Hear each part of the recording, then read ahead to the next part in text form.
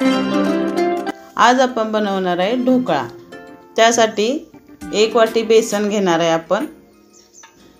त्याच्यामध्ये थोडीशी हळद, आलं लसूण आणि हिरवी मिरचीची पेस्ट, थोडंसं मीठ म्हणजे चवीनुसार घालायचे आणि 1 वाटी दही। हे व्यवस्थित मिक्स करून घ्यायचं अगोदर।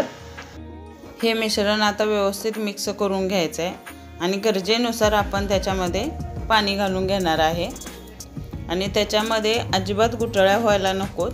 ते व्यवस्थित मिक्स करून घ्यायचं आहे। गुठळ्या झाल्या तर तो ढोकळा व्यवस्थित फुलणार नाही, त्यामुळे व्यवस्थित ते मिश्रण करून घ्यायचं आहे।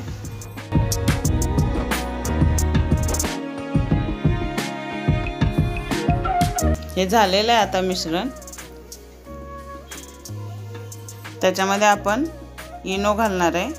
मी लेमन फ्लेवरचा घेतलेला इनो आणि तो ॲक्टिवेट करण्यासाठी 1 चमचा पाणी घालायचं आणि ते व्यवस्थित मिक्स करून घ्यायचं। आणि मिक्स झालं की लगेच ते आपण गॅसवरती ठेवणार आहे। मी कढई अगोदरच गरम करत ठेवलेली होती आणि त्याला आपण तेल लावून त्या भांड्यामध्ये आता ते मिश्रण ओतलेलं आहे आणि त्याच्यामध्ये बबल होतात म्हणून आपण टॅप करणार आहे। आता हे 15 ते 20 मिनिटांमध्ये आपला ढोकळा हा तयार होतो। हे बघा छान फुललेला आहे।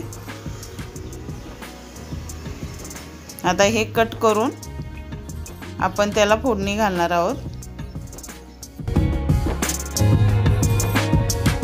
फोडणीसाठी मी तेल गरम केलेलं आहे। त्याच्यामध्ये मोहरी, कढीपत्ता, हिंग, 2 ते 3 चमचे आपण साखर घेऊन त्याचं पाणी बनवलेलं आहे ते घालायचं। त्याच्यामध्ये हिरवी मिरची पण घालायची आणि ते सर्व मिश्रण ढोकळा केलेला आहे त्याच्यावरती पसरवून घ्यायचं।